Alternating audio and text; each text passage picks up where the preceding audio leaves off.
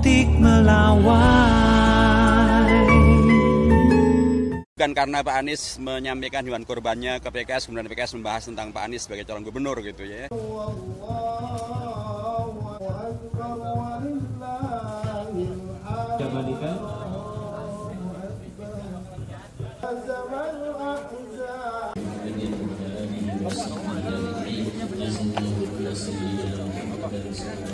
Pak Anies Rashid Baswedan sudah terbiasa dengan PKS dan setiap tahun juga beliau memberikan hewan kurbannya, diantaranya untuk disembelih di PKS. Tentu juga beliau memberikannya di tempat-tempat yang lain.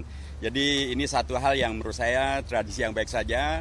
Pak Anies dan yang lain-lainnya juga memberikan kepada melalui PKS atau PKS juga dengan kader-kadernya mengumpulkan dana untuk kemudian membeli hewan kurban, sapi dan kotek ini dan kemudian bagiannya kepada masyarakat. Tentu sekali lagi bagi Pak Anies menurut saya ini bukan karena akan ada pilgub, tapi memang dulu-dulu pun juga sudah selalu demikian, terbiasa. Berapa banyak Pak yang kalau dari Pak Anies ini? Kalau di sini satu ya, tadi yang disembelih dan saya menyaksikannya hewan kurban sapi dan sangat gemuk, sangat berisi dan sangat kuat gitu kayaknya. Mudah-mudahan berkah.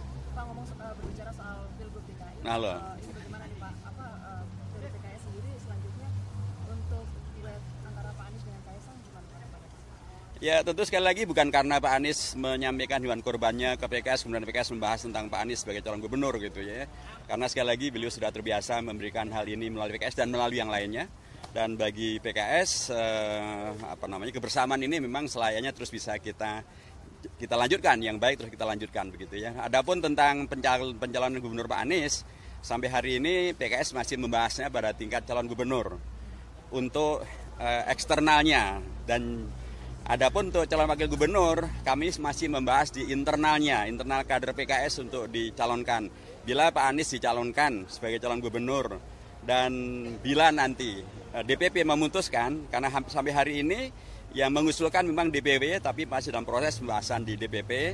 Bila nanti DPP memutuskan misalnya Pak Anies sebagai calon gubernur dari PKS dan misalnya nih beliau dicalonkan juga oleh partai-partai yang lain sehingga beliau kemudian di atas namakan lintas partai, maka tentu wajarnya PKS mengajukan calon wakil gubernur dari PKS. Karena kan PKS sebagai pemenang pemilu di Jakarta dan wajarlah. Dan PKS punya kader-kader yang banyak kok untuk calon wakil gubernur. Untuk gubernur saja PKS juga punya banyak calon ya. Tetapi kalau misalnya nanti koalisi partai-partai menghendaki untuk Pak Anies dicalonkan dan DPP menyetujui, tentu PKS akan mengusulkan calon wakil gubernurnya dari PKS. Periode yang lalu PKS sudah mendukung Pak Anies, calon gubernur, calon wakil gubernurnya nggak ada dari PKS tuh. Maksudnya sekarang nggak ada lagi. Dan sekali lagi kader-kader PKS sangat banyak yang sangat mampu untuk mendampingi calon gubernur yang nanti akan kita sepakati bersama.